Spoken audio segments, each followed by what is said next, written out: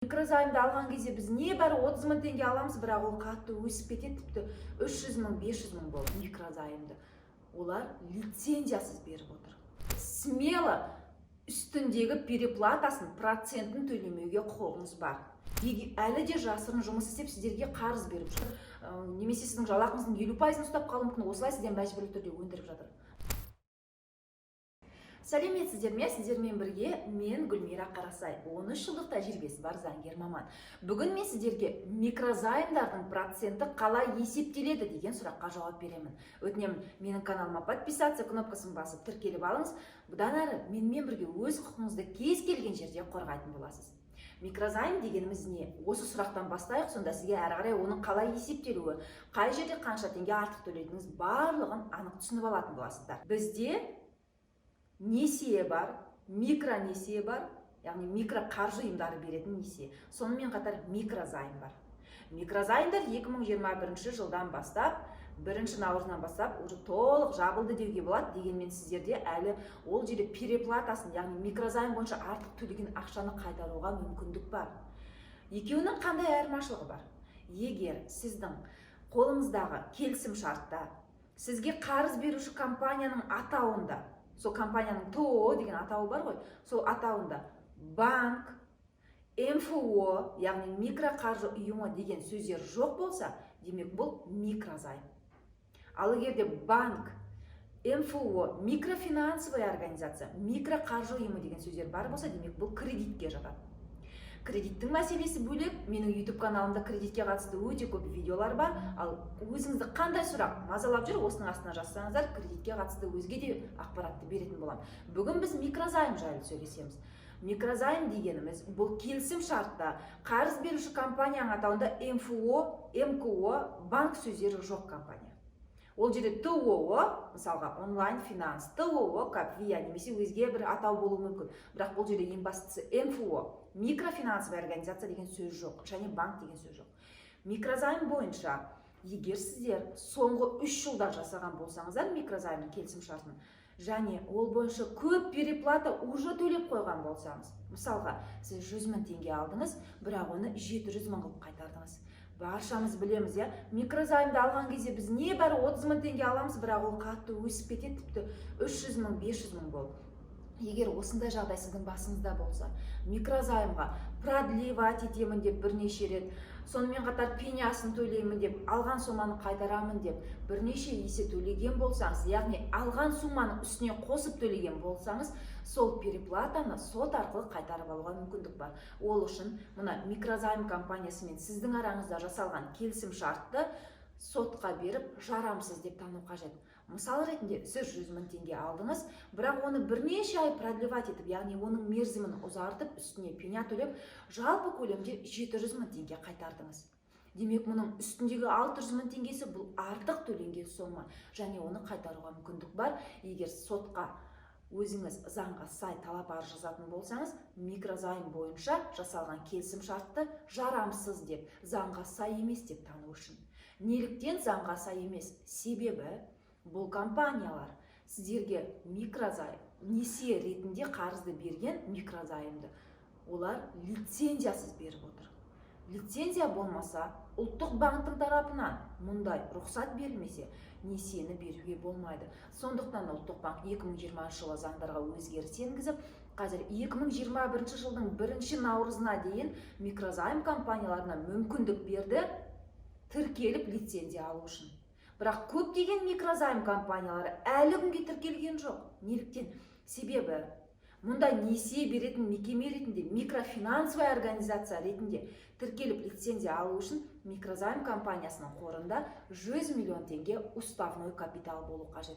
Уставной капитал, яғни жарғылық өзінің осындай ақшасы болу қажет. Ұлттық банктен лицензия алып, заңға сай сіздерге несие беру үшін, микронесие беру үшін. Сол үшін кейбір микрозайм компаниялары әлі де сіздерге сол ТО ретінде МФО деген сөзі жоқ, ешқандай ұлттық банктен лицензиясы жоқ, осылай қарыз беріп жатыр. Егер 1 наурыз 2021 жылдан кейін сіз микрозайм компаниясынан қарыз алсаңыз, және сізде келісім шартта МФО, банк деген сөздер жоқ болса, онда сіздер смело үстіндегі переплатасын, процентін төлемеуге құқығыңыз бар. Себебі ұлттық банк оларға 1 наурыз 2021 жылға дейін ғана мерзім берді. Лицензия алыңыздар деді.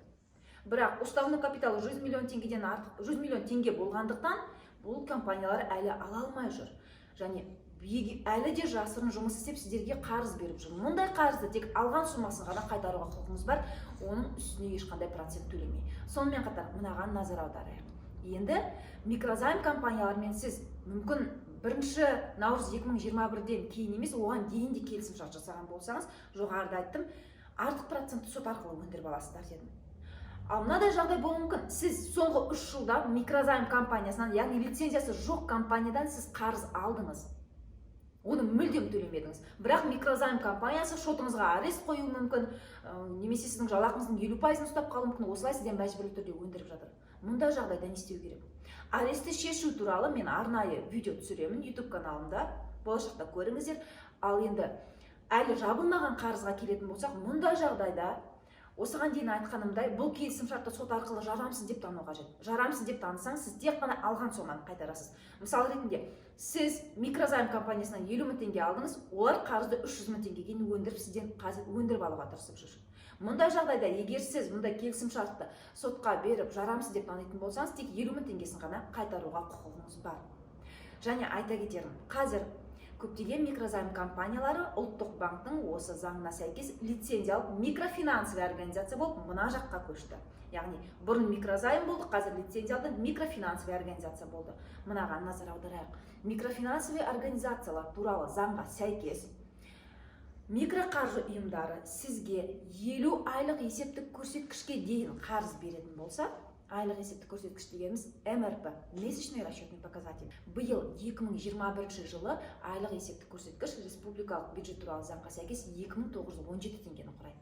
Демек, біз 2917-ні көбейтеміз 50 МРП-ға, 145.850 теңге. Микроқаржы туралы заңға сәйкес, егер микроқаржы ұйымы сізге 50 МРП-ға дейін қарыз беретін болса, онда бұл қарызды сізден 2 есе өндіріп алуға құқығы бар. Яғни бұл қарызды сіз төлемейтін болсаңыз, ол үстіне бірге-бір қосылып өсуі мүмкін. Оның үстінде бұл қарыздың үстіне қосылатын сыйақы бар, комиссия болуы мүмкін, және өсімпұл болуы мүмкін, егер дер кезінде қайтармасаңыз. Яғни сіздің қарызыңыз 50 МРП-ға дейін 145.850 теңгеге дейін болса, микроқаржы ұйымы ол қарызды 2 есе көбейтіп сізден өндіріп алуы мүмкін. Мысалға, сіз микроқаржы ұйымынан 140 мың теңге қарыз алдыңыз. Ол 280 мың теңгеге дейін 2 есе өсуі мүмкін. Ал егер де сіз микроқаржы ұйымынан мысалға 150 мың теңге қарыз алдыңыз, әлгі 50 МРП-дан көп болып тұр ғой бұл. Мұндай жағдайда бұл қарыздың үстіне тек 30% ғана сыйақы қосылады. Енді назар аударыңыз. Мен арнайы сіздер үшін микроқаржы беретін ұйымдардың сайттарын, олардың ұсыныстарын зерттеп шықтым. Және байқағаным, қазір барлық микроқаржы ұйымдары қарызды тек 50 МРП-ға дейін береді. Яғни 145.850 теңгеге дейін беріп жатыр. Себебі ол қарызды сіз төлемесеңіз, 2 есе қайтарып алуға мүмкіндігі бар. Ал егер де 50 МРП-дан көп берсе, оның үстіне 30% сыйақы ғана қосылады. Бұл әрине микроқаржы ұйымдарына өте тиімсіз. Мұны өздеріңізде мысалға Moneymanның сайтына көрсеңіздер де болады. Ол жерде несие қарыз беру бойынша арнайы ереже бар, сол ережеде көрсетілген. Сондықтан микроқаржы ұйымдарынан қарыз алар кезде осыған мән беріңіздер. 50 МРП-дан аз алсаңыздар, ол 2 есеге өсуі мүмкін. Одан көп болса, оның үстіне 30% ғана қосылады. Достар, егер осы видео сіздерге пайдалы болса, бірден лайк басып, менің YouTube каналыма подписаться кнопкасын басып тіркеліңіздер. Және достарыңызға осы видеоны жіберіп бөлісіңіздер. Сонымен қатар Instagram каналыма тіркеліп алыңыздар. Instagramда мен сіздермен бірге сұрақ-жауап өткізетін боламын. Аман, сау болыңыздар.